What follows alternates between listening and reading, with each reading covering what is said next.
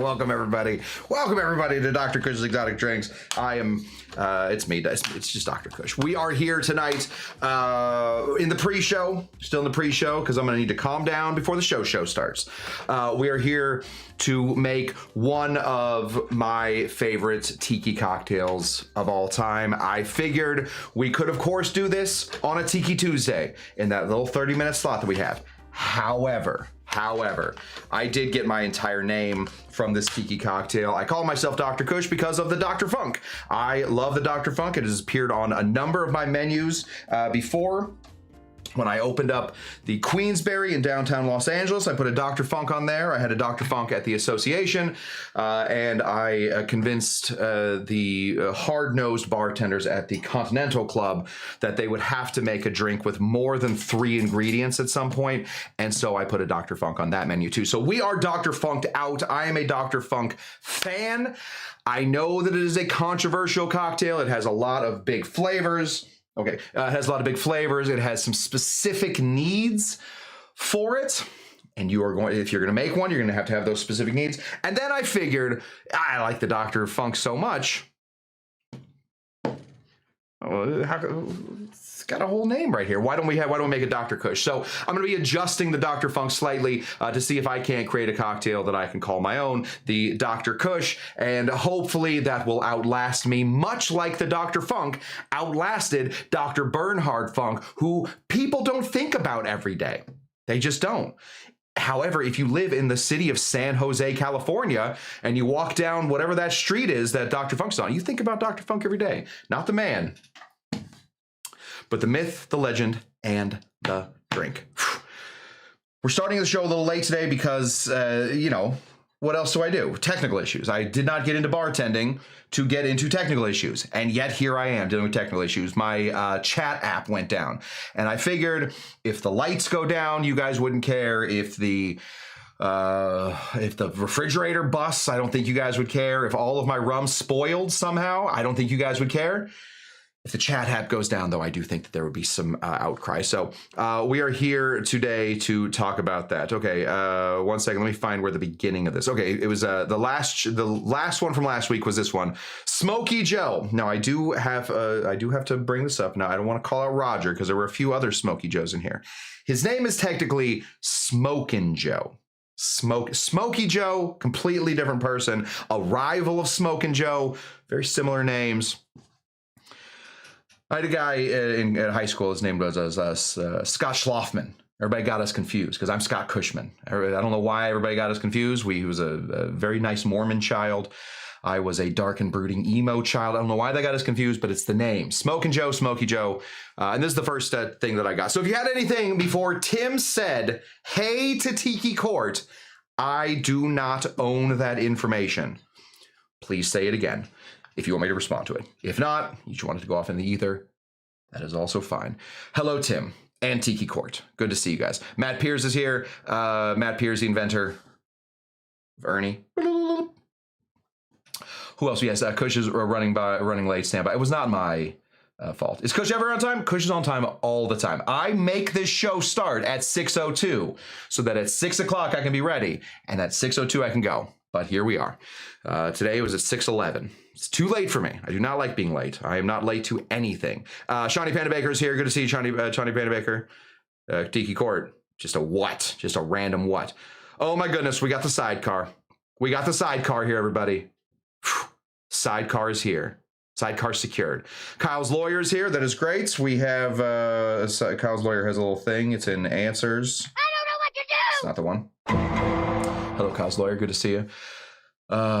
Technical issues are the norm. That's why we come. Thank you very much. Yes, Chuck wins. Oh yeah, what did Chuck win? I didn't see a lot of these things. I was panicking moments before. Tim asked the question, why do melons get married in a church? He answers that question, because they cantaloupe.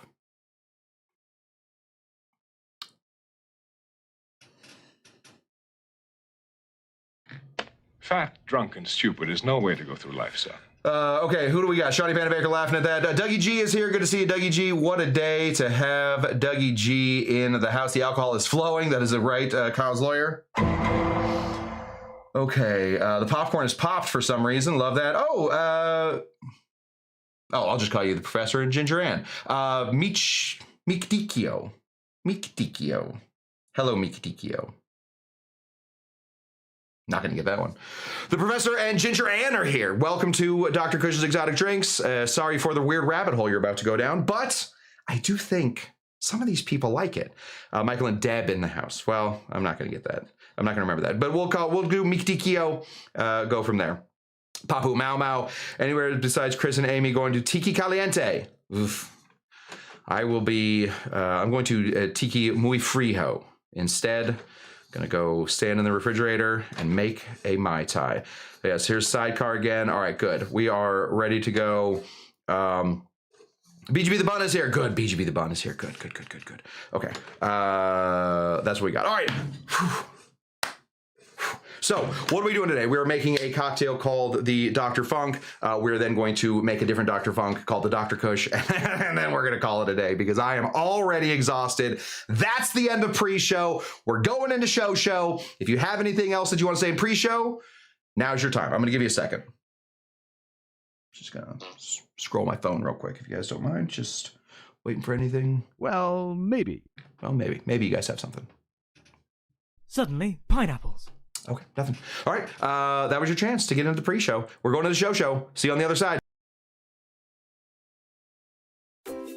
Welcome to Dr. Cush's Exotic Drinks. I'm, of course, Dr. Cush, along with my barback Kyle. I'm not a real doctor, but I did spend almost 2 decades running some of LA's best bars. After years of teaching classes and training bartenders, I want to demystify the cocktail world for you. Let's try a few new things as I open up my bar to everybody. Belly up, chat, and let's have a drink.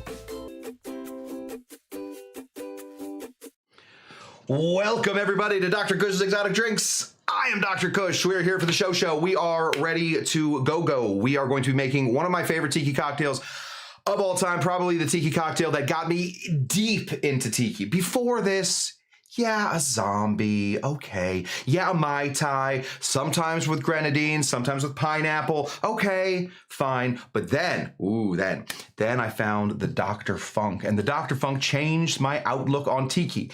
Does tiki have to only be punches? It does not.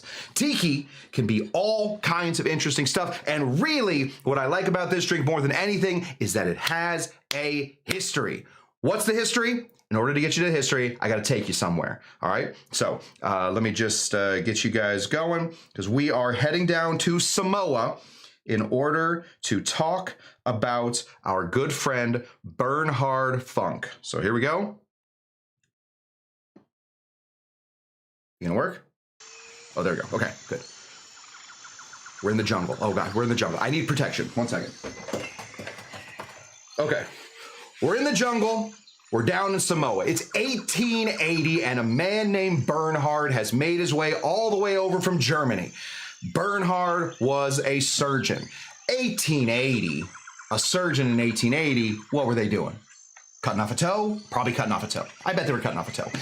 Anyway, he finds his way to Samoa, and he sets up a little hospital, and the people love him. His wife didn't love him. His wife left him. His wife was the daughter of a pirate. Tough father-in-law to have. Probably a tough mother-in-law to have. Your father's a pirate and your mother-in-law is the sea. That's a tough thing to do. Anyway, he finds a place. He makes a little place. He then marries another woman. Marries the daughter of the chief. Dude marries up. He eventually starts treating a man named Robert Louis Stevenson. We call him Robbie. Robbie Stevie, we call him. And Robbie Stevie was hanging out, and he had some bronchial issues. coughing, wheezing, hacking. He was all over the place. So Dr. Bernhard Funk, instead of, which as a surgeon, when you're holding a hammer, everything looks like a nail. When you are a surgeon, everything looks like it can be sliced open from the gut. Instead, he says, what about... hold on. What about a tonic? What if we make you some sort of medicine? And he did. And what did he put in there? He put in, and I know this, grenadine, lime, soda water, and wormwood. And he called it, he probably didn't call it anything. He probably called it Dr. Funk's Wonder Tonic. Excellent. Anyway, that drink was written about by Robbie Louie Stevie, running around the world telling everybody about this amazing cocktail that this amazing tonic that he had. That becomes the thing of legend. Dr. Bernhard Funk dies. As we do. In 1911, this guy died. I memorized this. He died in 1911, and then the theory, the myth of Dr. Bird, that bird's a lot, right? Seems like it's close. The myth of Dr. Bernhard Funk spread far and wide, not as the great toe surgeon that I assume he was, but instead as a great mixologist. And so from there, we get a cocktail called the Dr. Funk, just named right after him. In the 1950s, Don Beach comes around. He doesn't go hacking through jungles to get here. He just finds out about this cocktail and he decides this is a great idea. We're trying to create the myth. We're trying to create... What's going on with these? They're too loud, right? The birds are too loud. This is the first time we're trying this. Finds out about this cocktail and he decides, you know what it doesn't have in there? Rum. I'm going to put it in. Don Beach. I'm going to put it in. So he does. Throws right in there. And that is how we get the Dr. Funk of today. Now, of course, what happens immediately afterwards, Victor steals the recipe. He creates a cocktail called the Son of Dr. Funk, and then he takes the recipe and just calls it something else. Oh. I have to fumigate after this. He makes his own cocktail. It becomes a thing of legend, but the real one is the real Dr. Funk is made by the real doctor of cocktails, Mr. Ernesto Raymond Beaumont Gant. And there we have it. All right, I got to get out of this jungle because it has become untenable. So we're leaving now Samoa, and we are heading back to wherever the heck I live. I'll take this off. We don't need protection in the bar. Okay, so let's get into it. What goes into a Dr. Funk? I will tell you. Lime. It's in the original one. Lime, wormwood in the form of absinthe. Yes. We're going to be putting in some grenadine, some pomegranate, mostly just, pomegranate sugar, mostly just to sweeten this up. We're also going to be putting in some soda water. That's a big part of this. To get soda water, getting into your gut, to getting all your, get everything moving in there. Soda water, one of the best things on earth. So we went out searching for Topo Chico, couldn't find it. Couldn't find Topo Chico. But we got the next best thing, Mineragua. So we're going to be using Mineragua. I got a lot of good bartenders telling me that this stuff is very similar to Topo Chico. Okay, so that's what goes into the normal one. What else are we putting in here? We're going to be putting in some sugar. We want this to sweeten up a little bit because we're also going to be putting in some rum. What kind of rum? Tahitian rum would be spectacular. Of course, we're in Samoa. Tahitian rum would be great. I happen to think that if you call something a Dr. Funk, you're going to want a little funk. So I will actually be using this guy right here. Now, I've been using this bottle a lot recently, but I really like it. It's from the West Indies, the 1960s or 1690s blend. But anything that you have that brings that funk is what we're looking for. Okay? Okay. Deal? Deal. Let's make a drink. Stare at this while I look for the rest of my stuff. Okay. Kyle, I'm going to need another shaker set. I've apparently gone through all of my shakers. Oops. Okay, we're start over here. Empty shaker set, ready to go. Let me just bring up, I think chat has died on me again. It'll come back. Okay, so we're starting here with an empty shaker set. We are now going to jump into cheapest ingredients first. Now, we're putting in citrus. Putting in lime juice. Oh, thanks, buddy. Appreciate you. Good work. Say hi to the people. There we go. Okay. We are going to start with citrus.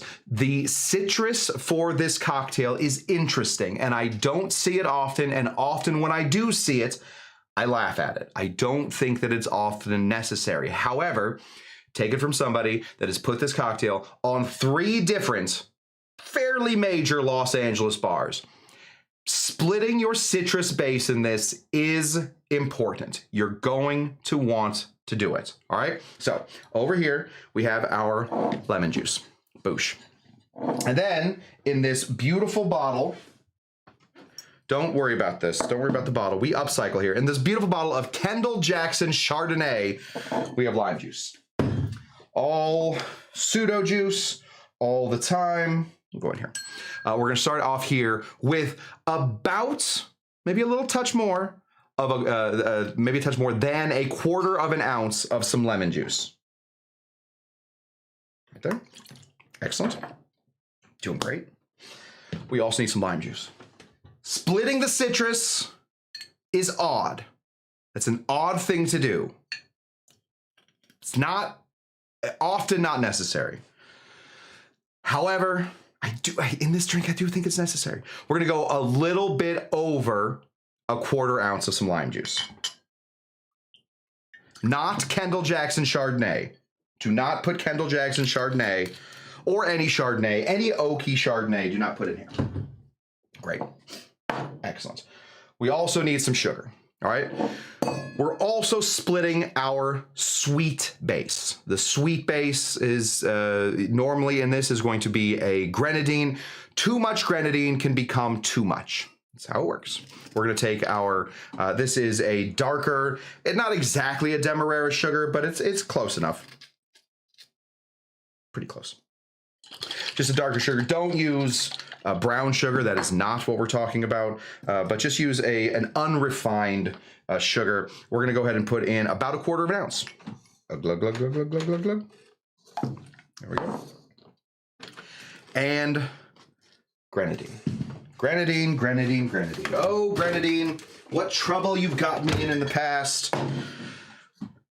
Used to buy grenadine. Used to be fine with roses. First bars I ever worked at. Roses heavy, roses lime, roses sweet and sour, roses grenadine. We had all the roses, just a field of roses we had there. I said some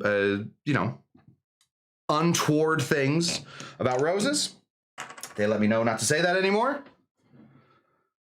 So we're gonna shut up. Okay, we're gonna go ahead and put in a quarter ounce of some grenadine. Doing great. To be honest, I'm hitting about the half ounce mark on all of these. So you're gonna bump up your volumes a little bit. You can do that. Just find a way. Okay. We have a base for a cocktail right now. If we just put in a little Bacardi rum, we would have Bacardi. A Bacardi cocktail. Bacardi cocktail is just a daiquiri that switches out the simple syrup for the grenadine. Cool. All right. That's not what we're making. We're going to enliven this with some bubbles, and we're also going to medicinalize this. That's true. Chuck, listen, I didn't say it. If Roses is watching, and I know you are, Chuck said this. All right. So find Chuck. All right, not me. Don't write me any more letters. Not interested. Not interested in your letters anymore, Roses. You and I are broken up. All right, we're done. I'm not even gonna show that I have a bottle of roses. We're done. We're over. We're finished. Okay. Okay. So we need to medicinalize this because this is a medicine, right? When Dr. Funk made this, he made it as a medicine. Well, what can we put in here that is basically a medicine? We're gonna pop over here to this bottle that says A2 Nordstrom right on it, and this is absinthe. Absinthe, illegal and this is an interesting thing. Dr. Funk died in the year 1911. What year did the United States and a lot of Europe outlaw absinthe?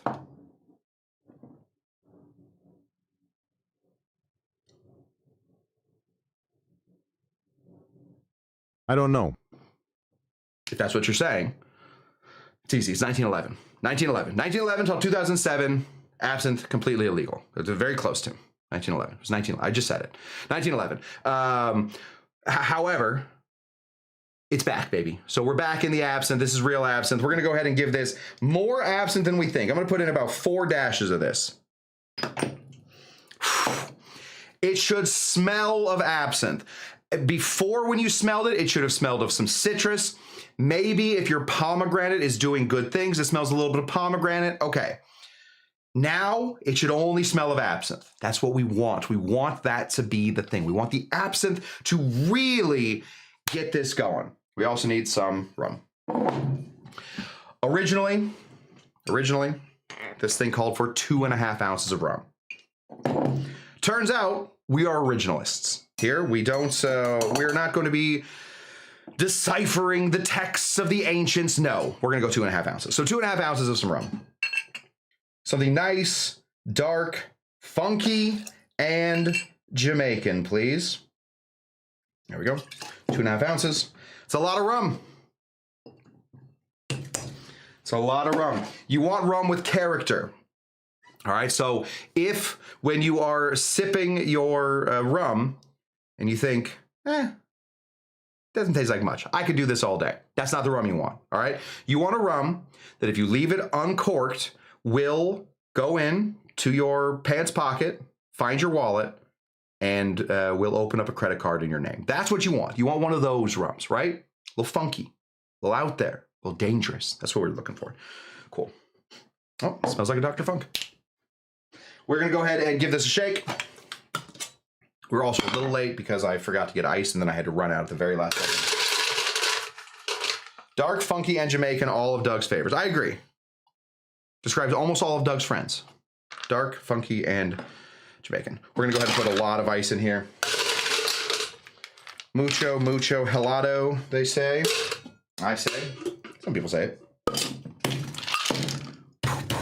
Yes, dundery goodness is what we want. Dundery goodness. Also describes a lot of Chuck's friends. Dundery goodness. He says that constantly. Pulls me off to the side. He's always like, my friends. Just dundery goodness. Let's go ahead and give this a big shake.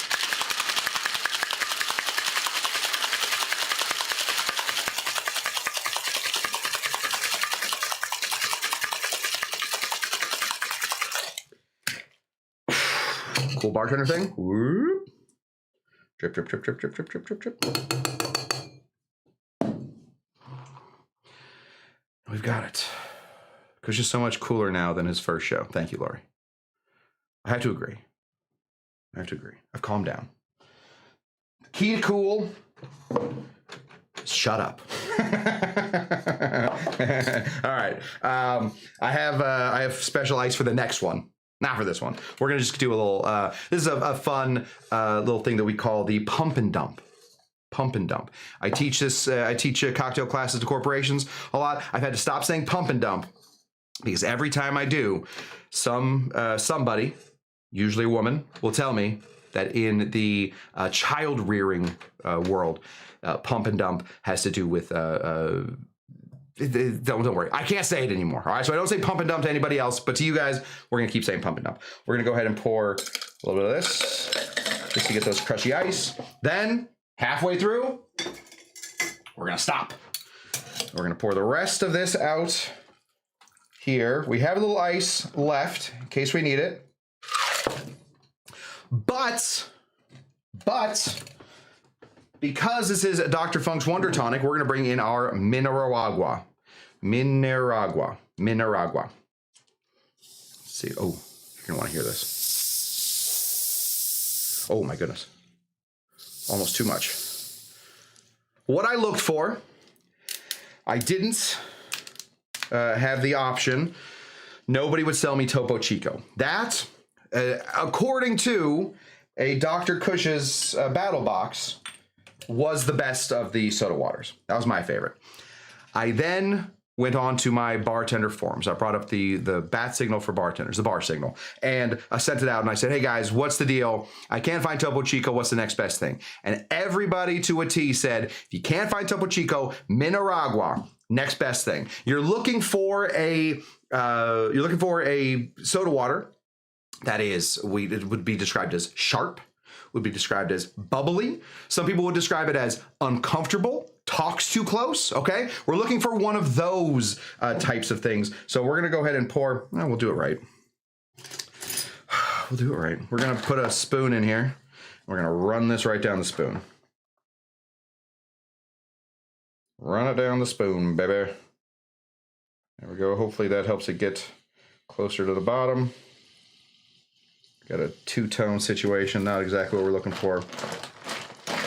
Give this a little, I don't know what we're calling this, a little spoon dip. Little spoon dip. All we want to do is get that soda water to the bottom. It's trying desperately to escape. If you look right here, it's just trying, can't wait to get out of here. We want to stop it from getting out of here. No Total Wines near me. Topo Chico is carried there. There are Total Wines near me, but not as close as the Ralphs. So we went to the Ralphs instead. Excellent. Put the same umbrella on as the other day. Home bar. What are we gonna do? Boop, boop, boop, boop, boop. There we go. Nice, simple. Oh yes, battle box on Cush-Tucky night. That's way too much. That's too much tuckery. We can't get it done. We'll do a battle box again here soon. We haven't been on a battle box in a while. I have a couple ideas for battle box. I don't know which one to do first. We're gonna drink this with a straw. This is technically a fizz, although technically, I suppose you could also throw this into the punch category, certainly. Okay, Dr. Kush, serious question. If I am making 2 of these same drinks, can I use the same shaker with twice the liquid, or should I make it twice? That is honestly, that's a good question. That's a good question. I have an answer for it, but it's also a very good question. If you're making 2 drinks at the same time, it is fine to put 2 drinks into 1 mixing tin. 3 drinks is too much. 2 drinks is fine. Now, what you're gonna find is when you shake that drink and you pour it out, you're gonna notice there is a lot less liquid in there than if you had just made 1. So if you make a daiquiri, 2 parts, 3/4, 3/4, and you shake it and you go. And then if you go 4 parts, 1.5, 1.5, and shake it, you're going to find that both of the daiquiris are gonna come up short. That's normal. What you are missing is it's not like liquor is like conglomerating and making new friends and then escaping out the back of your tin. What you're going to find is those 2 daiquiris are going to be less watered down because the water is the ice will only melt so much, right?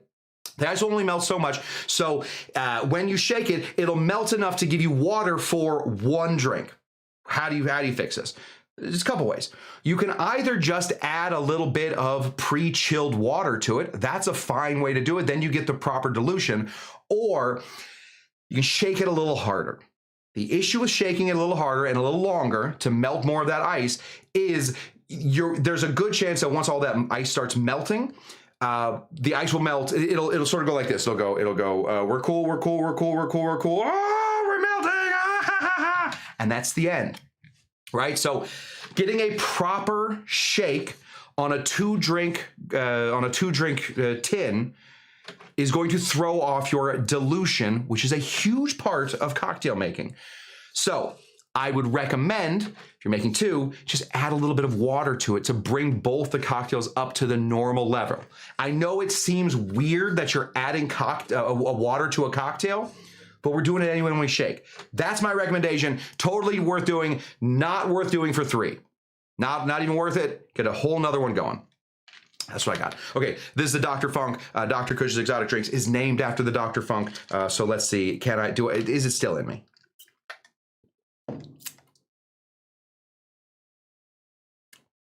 Sorry, I just gotta take you guys real quick. If we're gonna drink a Dr. Funk, we gotta do a Dr. Funk where it's from. So we're gonna take you right back to the jungle.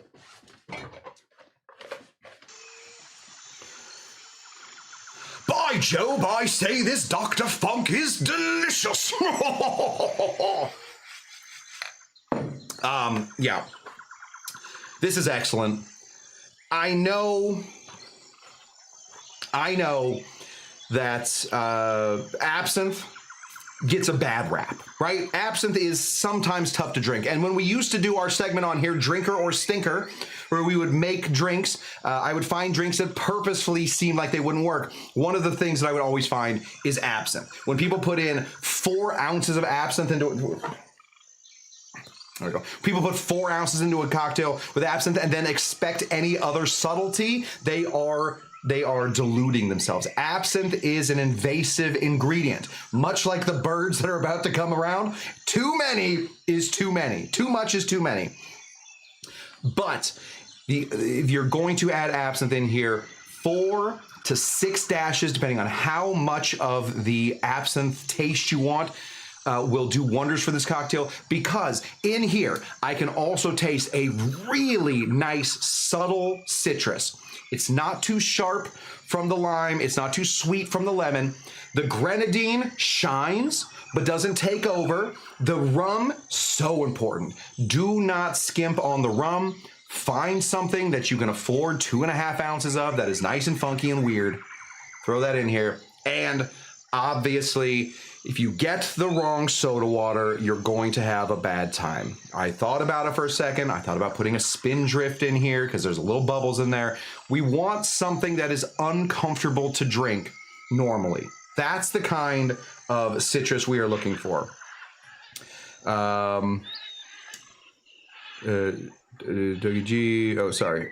Irish Dr. Funk lighting. It is kind of Irish. Yeah, I do have Ireland. Let me show you what Ireland looks like. I'll take you to Ireland real quick. The jungles of Ireland. Irish. Here's Irish. This is Ireland. All right. This is called forest/woods, because when I changed it to crickets, it will be. Yes, Hefeweizen, technically a flavored water. You're gonna want to get a really bubbly Hefeweizen though. There we go. Okay. That's that. Kyle, do you want this? Because we're gonna be making my own. I'm gonna make my own. Okay, let me get you guys out of the jungle, because the hat, more than anything, the hat is the dangerous part of this thing. I feel like I'm gonna choke to death. Okay. Kyle, come and get your cocktail. Get out of this pith helmet. Here you go, buddy. Cheers. Oh, give us a rating, if you could. Kyle came to me after I worked at all the bars. Oh my goodness. Kyle jumped. There we go. Excellent. That's a glove. That is definitely a glove. Kyle came to me after the bars. Kyle never actually has seen me work in a bar. Kyle came to. What are you gonna fight me on this? You came to me after the bars. So Kyle's never seen me actually work in a bar. So Kyle has never really experienced one of my Dr. Funks. That's a great cocktail. Okay. All right. So then let's move on. All right. That you could have found that anywhere. All right. I did not come up with that cocktail. Yes, I have some real opinions on it. Yes, I do have all that.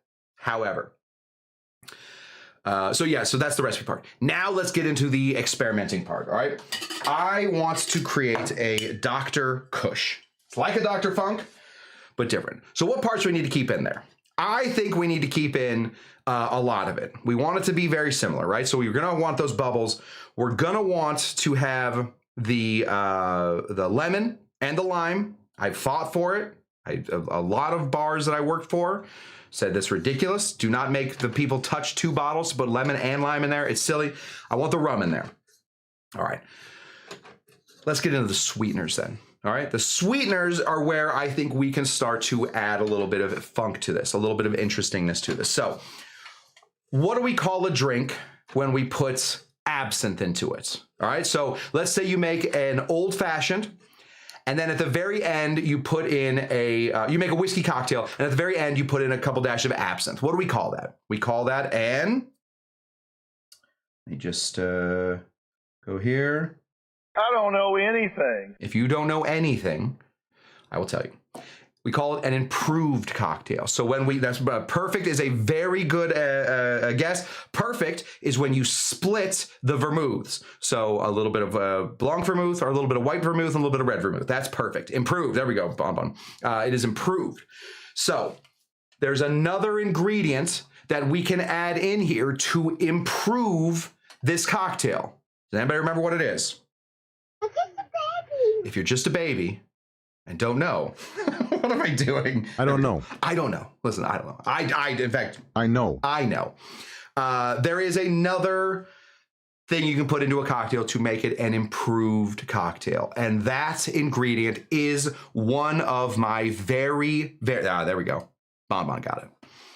Maraschino liqueur. Maraschino liqueur is the other half of the absinthe addition, right? So maraschino and absinthe being added into something is, to a lot of people, that is called an improved cocktail. Great. So we know that they go together, or that they can be either switched out, or that they go together. We're going to put them in there together. We're going to be replacing the simple syrup, which has more bricks. Simple syrup has more bricks, but it's about as sweet as the maraschino. We're also going to be adding a touch of the grenadine. We made this grenadine. We're going to be putting it in here. So all we're doing is switching out one ingredient. We're then going to be adding something else. I think that this drink, even with its 2.5 ounces of rum, can come off to a lot of people as still a medicinal tonic. So how do we make this drink feel more like a drink? It's a floater. We're going to throw a floater on here. We're going to give this very uniformed, bubbly cocktail. We're going to give it a little floater on top. That way, you drink the cocktail down to the bottom, and then at the very last sip, sip up that 151, and you are, as Cocktail Lulu says, you nailed it. Once you finished it, you nailed it. Bonbon typed faster than me. I'm not taking that, Doug. I'm not accepting that answer. Let's make it then. Boom. We're gonna start over here. Empty glass. Let's go ahead and put in. I'm gonna adjust everything a little bit. I was talking about heavy quarters. Hit everything at a half. This is an easy drink to teach a bartender then, or a bar back that's training to be a bartender. Easy halves. You do half of everything. They're going to love it. Every time as a young baby bartender, when I was just a baby, I was a bartender, they sent out specs. Spec sheets look like, I have one right here. I'll show you. Boosh, right here. This is a spec sheet. Right here. I can't show you what's on it, so we're gonna have to go fast. Boom, that's a spec sheet, all right? Secrets. Pearl Diver, Saturn. Okay, some of them are secrets. Either way, spec sheets. It lists the name, and then it lists the ingredients, and it lists how much they are. In the United States, we do it by ounces. Everywhere else, they do it by milliliters, all right? So if you can make a cocktail that somebody can remember, and it's all halves plus the booze, they are going to love making that cocktail. And especially if you put it on a menu, you have spent your time, you have organized your bar to make menu drinks. All right, that's what we want. Hollywood bar spec sheet. No, different one. Totally different one. Don't worry about it. Half an ounce of some lime juice. Sorry, half an ounce of lemon juice. Half an ounce of Kendall Jackson Winter's Reserve Chardonnay. Just kidding. Lime juice. This is just lime juice. Half an ounce of lime juice. Perfect. Cool. So we got a full ounce of our citrus in there. Got to sweeten this up. So let's reach over here for maraschino liqueur. Now, yes, anybody have a screen grab? It's not, listen, I'm pretending like it's a big deal. It's not a big deal. It really is it really is not. There's a couple drinks. It's not a big deal. I think I've probably done all the drinks on here. This right here is our good friend maraschino liqueur, made of Marasca cherries from the very tropical land of Croatia. Now, I've never been, but from what I understand, very tropical. Beaches everywhere. Everybody just hanging around in board shorts, flip-flops. That's what I understand about Croatia. Either way, this is also the same way absinthe is. This is an invasive ingredient. A few drops of this in most cocktails will be fine.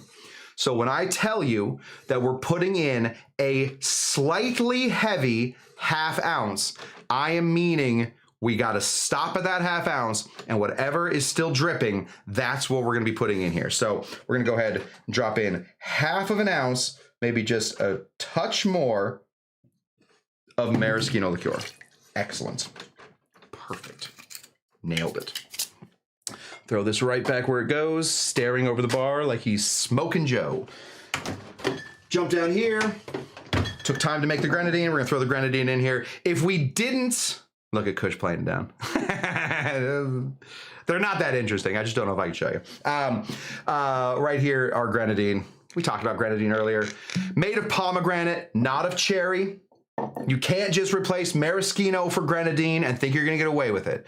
Police will be at your house within the hour. Maraschino is not the same as grenadine. Grenadine is pomegranate, all right? Maraschino is a cherry liqueur, much closer to a cherry brandy than it is to a cherry flavored liqueur. We're gonna go ahead and put in half an ounce of some grenadine. A very, very simple switcheroo, right? When people ask me, Kush, I am doing my very best to start a home bar or to get a home bar going, what would you recommend? First thing I think I always say is you want to get bitters, all right? Bitters are going to be your best friend in a home bar. They will change the flavor of your bar so much, for so little, they do so much, right? And they stay around forever and they're good. The next thing I always recommend is to get a couple bottles of interesting liqueurs. I usually recommend things like Benedictine. Benedictine is a really interesting thing to put into your cocktails to replace your simple syrup. I always recommend maraschino liqueur. Tell them put a little bit less than they would of the simple syrup in there, but to find ways to balance that out. Things like chocolates, creme de cacao, white creme de cacao. Really interesting ways to find ways to balance that out. Anyway, oh God, oh, that smells so good. Next thing, obviously, we're putting in absinthe, but I am a Dawn fan, and I am going to sign this with Dawn's signature. I'm going to try and break into his accounts with his signature. He would put absinthe into his cocktails, yes, he would, but he would also put Angostura bitters into his things. He would call it something called herb stirrer, which was herb sant. Remember, Dawn started his bar in 1934. Tim, when did absinthe become illegal? Tim, put down whatever you're playing with right now. When did absinthe become illegal? Right then. So Dawn's bar started after absinthe was illegal. So he had to put in not absinthe, not at all, illegal.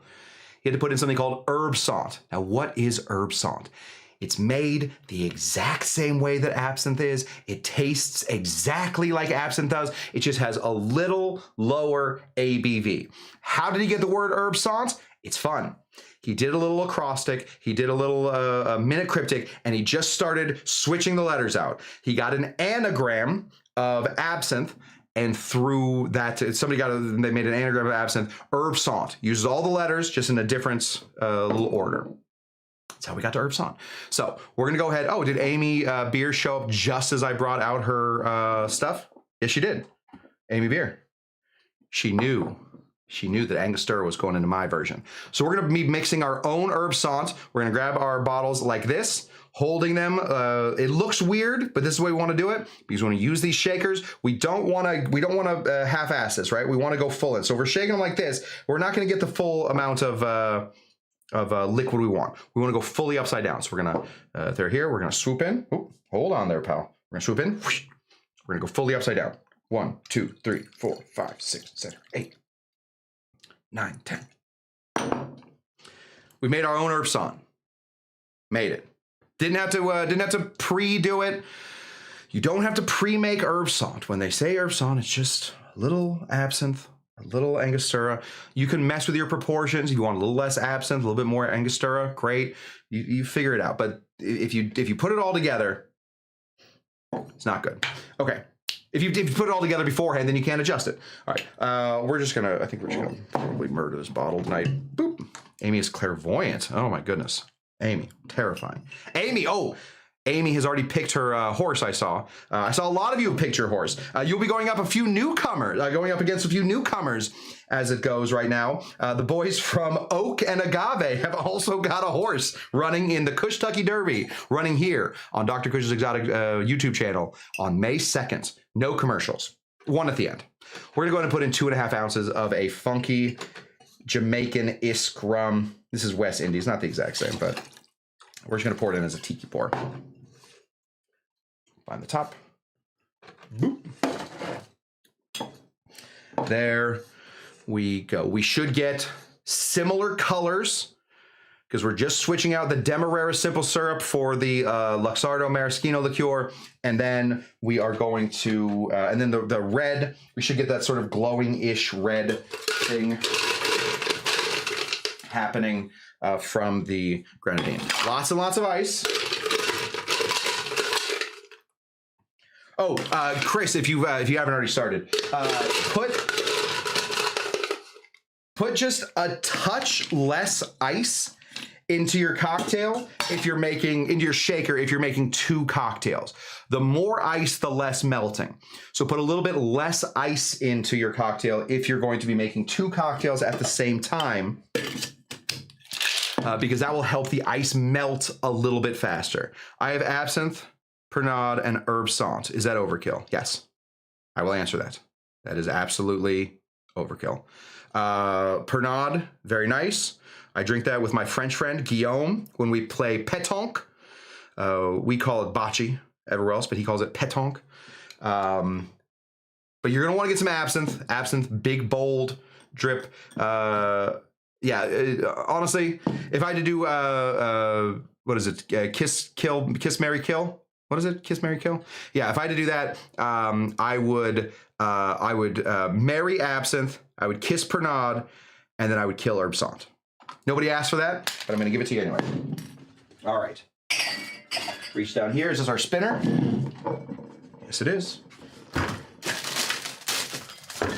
We're going to bring our very, very professional baggie of crushed ice. We're going to throw this in here. Normally, I would not recommend pouring over ice ever, but with a crushed ice situation, you're going to want to do that. All right, so just lots and lots of... I have to poke these out of a ice maker or an ice mold individually. There's thousands of them. It takes me days. So to watch them spill on the bar really breaks my heart. There you go. That's what that looks like. Easier ways to do this, more expensive ways to do it certainly is to go ahead and get a cube ice maker. Do we shake this? We haven't. I haven't shaken it. Let's give this a big shake. Ready? 1, 2, 3.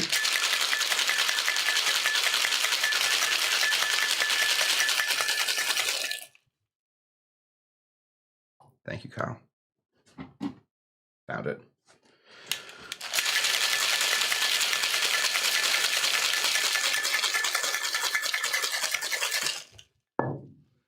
Sounds like a great job for Kyle. I do not trust Kyle with the ice yet. I don't think Kyle is there yet. Soon, but not yet. All right, now for this one, I do want a lot of the flavor to stand up. Sometimes adding the bubbles will make it stand down. So we're just gonna be putting a splash of soda water in here. That's why he's working his way up to ice. That's exactly right. That is why it is important to find a sharp and aggressive soda water. Like Topo Chico, like Mineragua, you want something that you're a little afraid is gonna explode if you leave it anywhere for too long. So we're just gonna put a splash of soda water in here.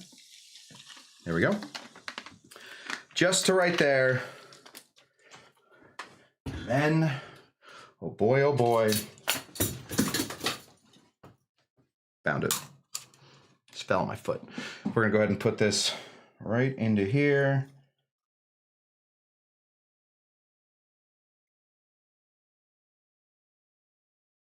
Missed our wash line a touch. I think it's because probably we put ½ ounce of everything. We want to float. We need a floater. It's time for floating. Another one of Dawn's favorites. This is the Dr. Kush is a little ode to my very good friend and mentor, Dawn Beach. This is Lemon Heart 151. I'm just gonna throw a small little float on here. Let's do it the right way. We're on TV. Let's just take the back of our spoon. There we go. And just pour it right up here. The spoon is going to help it from breaking the surface. Now we have a 2-layered cocktail that has a little fizz. It has the good color. It's got the right flavors. It smells delicious. When we bring it up to our nose, smell the 151, certainly. But we're also getting that absinthe. The absinthe, we want it to be a big smell in this. So when we serve it, we want to serve it with a teeny tiny little straw. Is this teeny tiny enough? That's not teeny tiny enough. I got teeny tinier ones. Oh boy, is this the same size? Oh, basically the same size. Do I gotta have a teeny or tiny? Oh, there it is. Give me you. Just a big old Hemingway head full of straws. There we go. Right here. Teeny tiny little straw. We want to chunk that in. Try not to break the surface. Get that going. And there we have it. This is Dr. Cush's Exotic Drinks after all. So if I'm making a cocktail and it's my own cocktail, I most likely will not put a garnish on there. I feel like the 151 is garnish. Yes, Ernie's awake. Ernie's been awake this whole time. Ernie is whatever Matt did to him. He is wild now. he is looking everywhere. He used to have like a set way that he was looking. Now, all over the place. This is what we got. I don't think it's Coke. Oh, Coke. Never mind. I think it's whatever Matt did to him. Here is the Dr. Cush. God, I hope I did well. Oh, I don't want a bad cocktail named after me. Spilled it down to the front of myself. Oh, boy. Did I change the thing? Just going to clean up a little spill right here. Oh, boy. Okay. All right. Got to think about this one.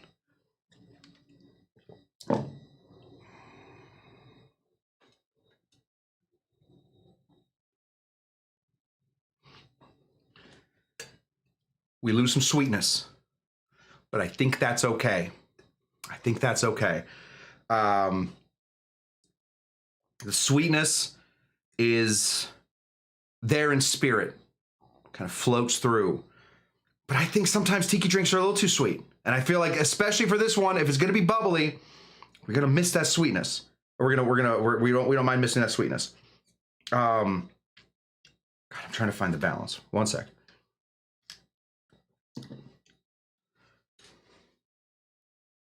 I think it's there. I think if I was to do it again, this is what I'm going to write in my book. If I was to do it again, I would do 1/2 ounce lime, 1/4 ounce lemon. I would do a quarter, because the maraschino is big. I'd keep the rest of it. I think I would just bring back the lemon just a touch, just to sort of give us that sweet sour balance, or maybe a little bit less lime and then more lemon. No, that's disgusting. I would never do that. How close does that taste to a 1956 zombie? Not that close. Missing the 56. Oh God, don't make me do the math. 40. One's got the. It doesn't taste very similar. It's I think so I haven't gotten to the 151 yet. That's really one of the big things that's here. Obviously the grenadine is in here, the lime is in here. We are missing big, the grapefruit and the cinnamon. I think that's the 56. I'll be honest with you. I don't know. I don't know how close it tastes. I don't know anything. I don't know anything. And the reason for that is I'm just a baby. Okay? Well, maybe. But maybe. Yeah, carry the one. Thank you, Carol. Carry the one. I gotta get my cocktail year orders back. The 1944 Mai Tai versus the 19 Mai Tai. I gotta get them back. I've gotta learn. This, proudly, I would name after myself. So this is now called, aside from not having pineapples with similar ingredients. Then no. No cinnamon. Cinnamon's big in there. No grapefruit. Grapefruit plays a large part in there. Beyond that, I guess. You know what, Chuck? I guess.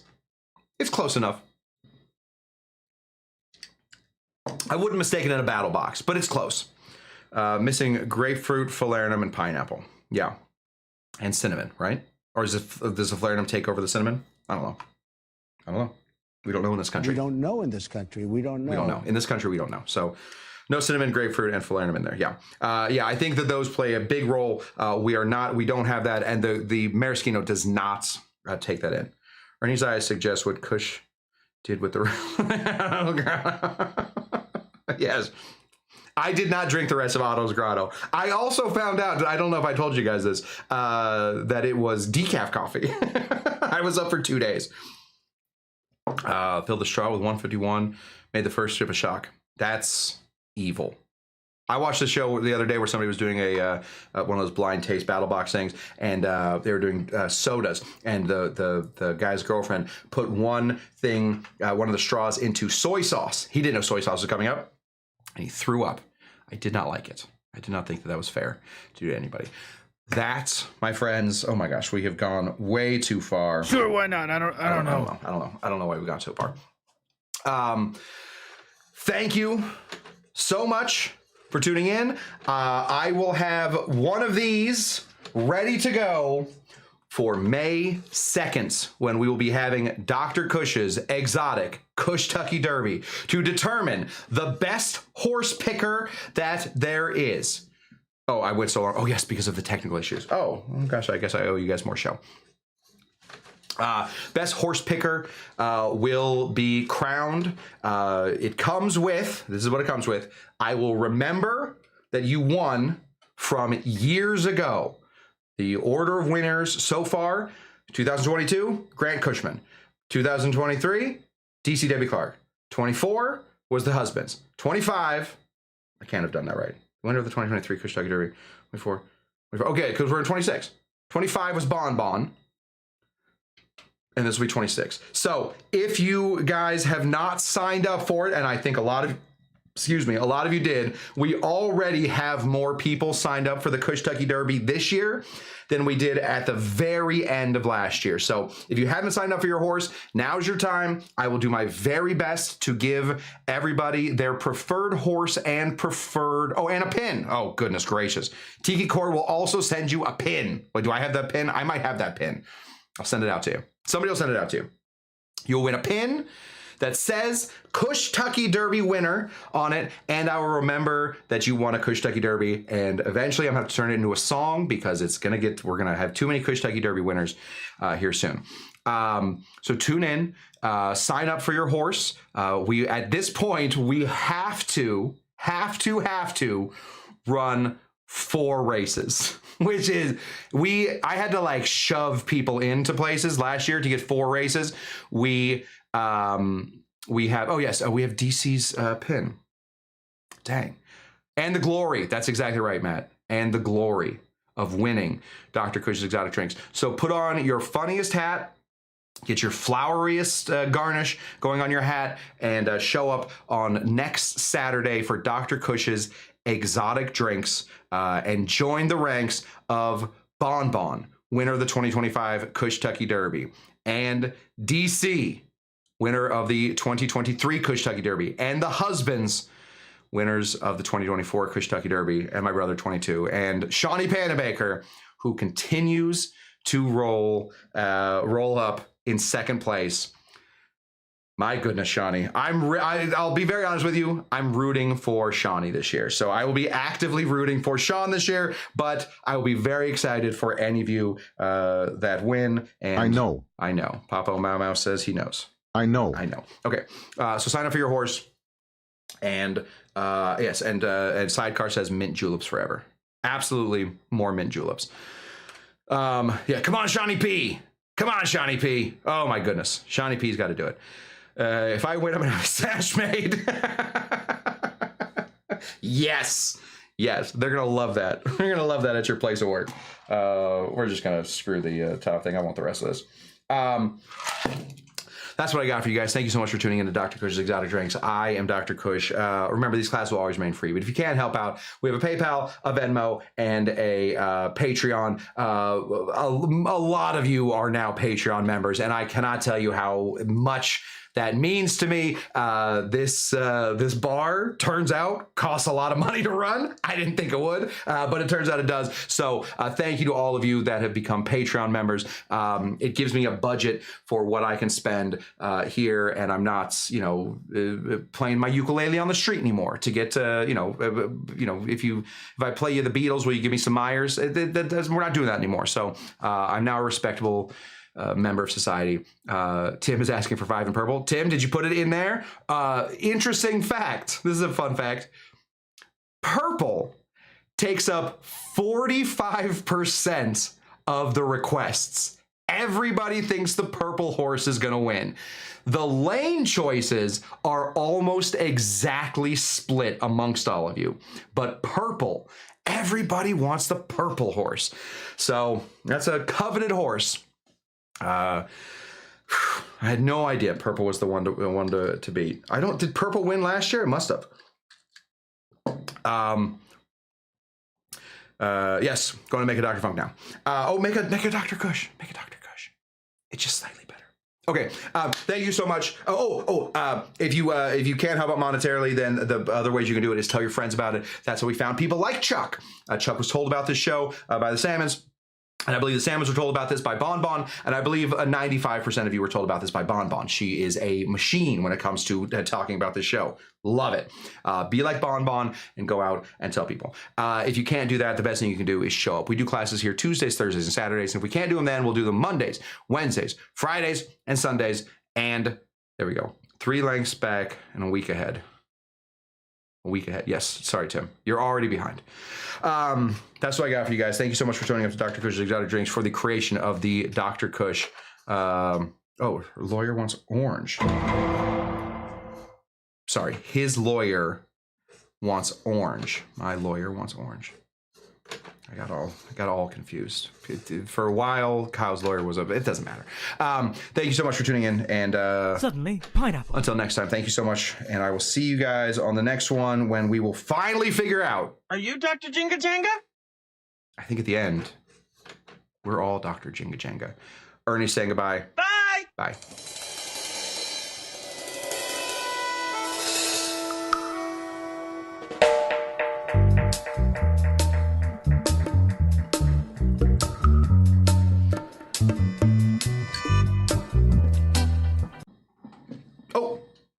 I forget that I can't change the camera angle while we're in the middle of that. All right, well, back to it then. Oh, what do I do? I do this, right? Kyle, what do I do? This. There we go.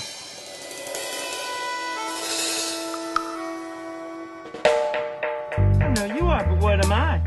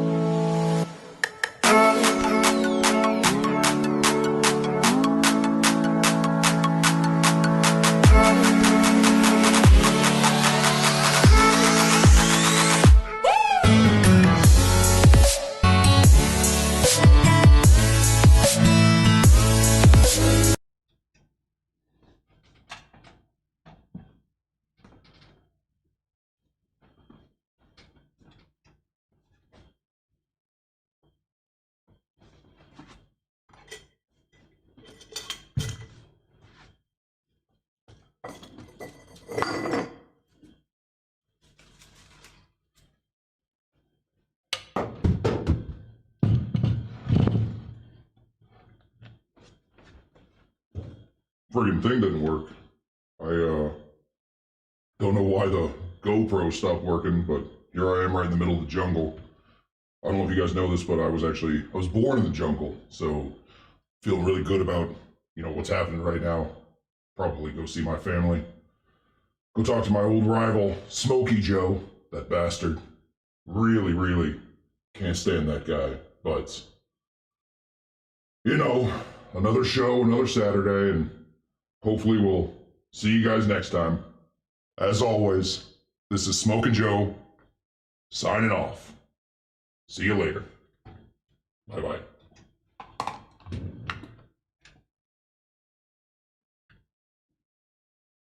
I have to turn the camera off. Okay, bye. Stop recording.